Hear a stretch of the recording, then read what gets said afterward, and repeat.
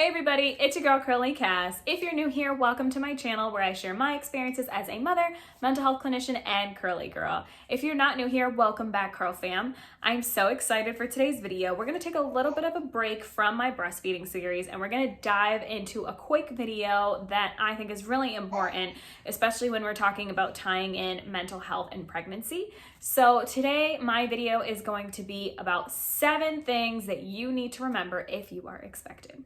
So in today's video, I'm going to be tying in some therapeutic techniques with things that I think are important for pregnancy. And that means your emotional health, your mental health, and your physical health. And all of these 3 things tie in and they play a pretty significant role in pregnancy. And so that is why today's video is super important as a mental health clinician and also as a woman who has already gone through pregnancy once before. Hopefully this will be helpful for you.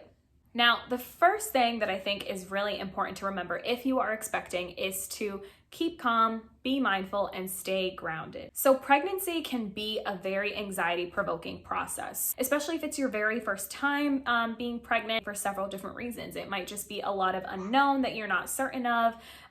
If you have had miscarriages in the past, or if you have had any other type of negative experience in the past with pregnancy. While it's a very beautiful process and it's one of the most amazing experiences that you can have as a woman, I do think that it is very anxiety provoking. And that's a side that a lot of people don't really talk about because you're supposed to be super happy and excited, but that's not always the case. And that can be true whether you are naturally somebody who has a lot of anxiety, somebody who struggles with depression, or if you struggle with any other type of mental health issues, or if you have had a negative experience in the past with pregnancy, if you're kind of walking on eggshells because you're uncertain of what may or may not happen as a result of your pregnancy. I think what makes this point really important is that we know that your thoughts and your emotions and your behaviors all directly impact your developing baby. That's why the very first thing that I want to talk about, and to make sure that women who are expecting remember, is that we want to be calm as much as possible. Being able to keep calm is a lot easier said than done. One way to combat some of these emotions is to be mindful. And so being mindful means that you are in the present moment, you are aware of your surroundings, you're sort of making sure that you are not letting these feelings and emotions that you're experiencing overwhelm you and overtake you to the point where you are going into a panic or to the point where you're going into a really deep depression. Also, side note, if you hear my baby, he's with me in the background today. He may or may not make a little special appearance in today's video, but yeah, but. So being mindful is really important. And some basic techniques that I tend to use are, especially for people who experience a lot of anxiety, are to do what's called a 5, 4, 3, 2, 1. So you're using your 5 senses. And so in this exercise, it's a really quick one just to kind of get you back into the moment, to distract your brain really quickly, because sometimes I think that we experience a lot of racing thoughts and we kind of just tend to go with it, and it's really hard to stop. So it kind of snowballs into this really big, overwhelming emotion that we just don't know how to tackle or handle. So when you're doing the 5, 4, 3, 2, 1, what you want to do is you want to name 5 things that you can see in the moment, 4 things that you can hear, 3 things that you can touch or you are touching, and that can be the clothes on your body, the way that your sweater feels on your skin. It could be, the weight of your legs on a chair, anything. 2 things that you can smell and 1 thing that you can taste. So when you go through this process of trying to name all of these things, you have a tendency to look around the room and, okay, what can I see? What can I hear? And instead of focusing so much on those overwhelming thoughts and feelings, you start to focus on the exercise that you're trying to complete. And so that's a really quick way to de-escalate yourself and to kind of bring yourself back down. And so that's something that I found really helpful, especially in therapy as a mental health clinician, for people who are experiencing a lot of overwhelming emotions. Moving on to the second thing that is really important to remember if you are expecting is to toss out all of your expectations for pregnancy. Toss out every expectation that you're gonna have for how much weight you're gonna gain, what your body is gonna look like, what your symptoms are going to be. even the gender of your baby. So a lot of people have really set expectations of, oh, well, I want a boy first, or I want a girl first, or I want to have twins, or whatever. And I think that it can be just a pretty normal experience most of the time. However, I do notice that sometimes we tend to fixate on things, and when it doesn't turn out the way that we expected them to, we tend to face a lot of disappointment and a lot of sadness, anxiety. We tend to face a lot of difficulty in dealing with the reality versus the expectation. So the second thing that you need to remember if you are expecting is to toss out all of your expectations. Things are going to happen the way that they're supposed to happen. Things are 100% out of your control now, so just be okay with that, especially if you are a type A personality. Be ready to just sit in the back seat and put your seatbelt on, because you are no longer the driver of this car. Now, the third thing that is really important to remember when you are expecting is to positively reframe your experiences. So this is something that we do a lot in therapy. And so we are taking a negative experience or something that maybe is not totally what you imagined or pictured or what you wanted to happen, and positively reframing that. And so a lot of times people struggle with dealing with events that are out of our control. And so that puts us into just a tailspin. And so instead of trying to change what we cannot change, we need to be okay with what we can't change and positively reframe them. So we can change the narrative of our story by changing our thoughts. And our thoughts affect our emotions, and our emotions affect our behaviors, and it's all interconnected. And so that is a technique that we use in therapy a lot. It's a specific kind of therapy that's called CBT, cognitive behavioral therapy. In CBT, we focus on the connection between thoughts, emotions, and behaviors. And it seems pretty basic. It's a lot of talking about automatic thoughts, a lot of negative thoughts that we get that sometimes can feel uncontrollable, but we really underestimate the power of our mind and how much control we truly have over the way that we think and the way that we feel. We have a tendency to think in extremes. So I feel this way and that's it. And this is what it is and that's it. And that's just not the case. So I personally had to do a lot of positive reframing when I first found out that I was pregnant. So a lot of movies and pop culture will have you believe that pregnancy is so exciting and it's always planned and it's always the best time of your life. Wrong. So for me, my pregnancy was super unexpected, very unplanned, and I was very nervous. So because my pregnancy was so unexpected, I was supposed to be getting married in June, and I found out of the following year, and I found out that I was pregnant in February. So I was going through a lot of negative thoughts, a lot of automatic negative thoughts. And so I was having a lot of thoughts like, I'm not gonna fit in my dress, I'm gonna be fat, we were not ready, we weren't planning for this, we live in a 1-bedroom apartment and it's tiny, and it's in a really bad neighborhood, we were living in Lynn, and it wasn't a terrible neighborhood, but it definitely was not where you want to be raising kids. It was on a main street in Lynn, people were sleeping in the first floor where the door unlocks for people to get in. At the time, we really didn't mind where we lived at because it was just us and we felt safe because we're adults.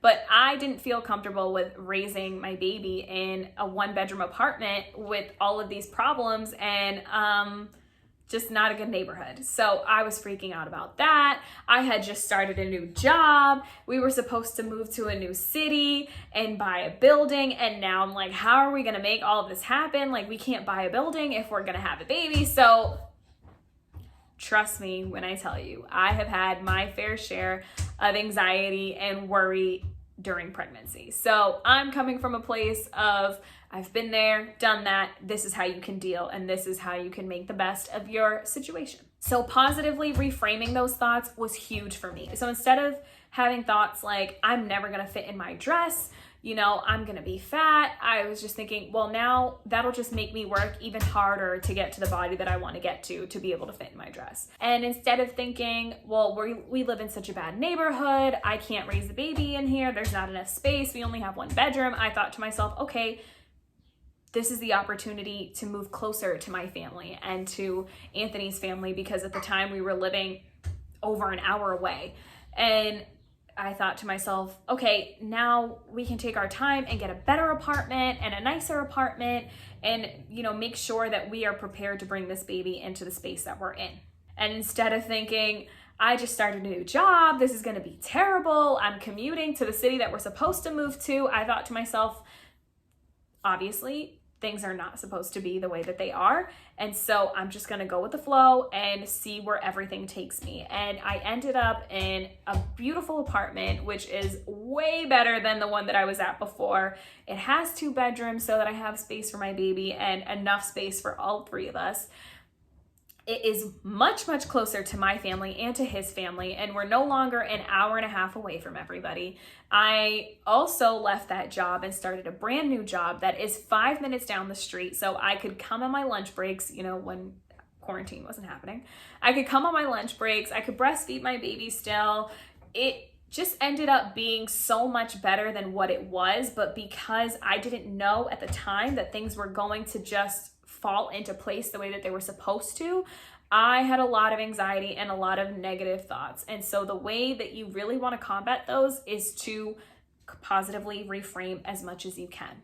The 4th thing that you absolutely positively need to remember if you are expecting is to not lose sight of yourself. Don't forget about yourself. I think that almost immediately after finding out that you're pregnant, you face a lot of worries and a lot of, you know, self-criticism and criticism from other people just about what the right thing is to do and how to be a good mom. And I think it all starts at the very beginning when you first find out that you're pregnant, and even when you first announce that you're pregnant. A lot of people have a lot of opinions for some reason. A lot of people like to try and tell you what you should and shouldn't be doing, what you can and cannot do. And I am just here to tell you, don't lose sight of yourself.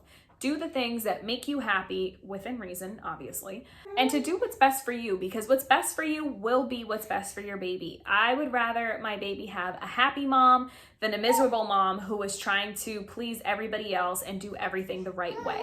And not losing sight of yourself means to continue doing the things that you love to do. So one thing that I loved to do before I was pregnant was to work out. And a lot of people really tried to discourage me from working out for some reason. They were just like, well, you're gonna gain weight anyways. And it's like, well, that's not really what this is about, but okay. So my advice to you is to not lose sight of yourself. You are not just a vessel carrying this baby. You are still a human being. And I think sometimes people have a tendency to make us forget that when they ask us, oh, how's the baby? Or the first thing they do is reach for the belly, and they don't even ask you how you're doing. It's just all about the baby and the pregnancy. And I know it's exciting and it's great, but I think it can make us feel really alone and very isolated. So number 4, don't forget about yourself. Do the things that are gonna make you happy so that you can be a happy mom for your baby. Number 5 is to own your body. Own your pregnancy body, own your pre-pregnancy body, own your post-pregnancy body. This is something that is super, super important to me. So I am somebody who tends to dress on the more feminine side. I'm somebody who likes makeup. I like, you know, tight fitting dresses. I felt a lot of pressure when I first found out that I was pregnant, and especially as my belly kept growing. Are you done? Do you want to hop in this video with me? I felt a lot of pressure to dress a certain way, especially as my belly continued to grow, and to dress like a mom. But I really didn't let that pressure get to me, and I just decided to dress how I wanted to dress. Like, I'm 25 years old and I am not 55. I'm not 55, and even when I am, I'm gonna dress the way that I want to dress. Avery! Really?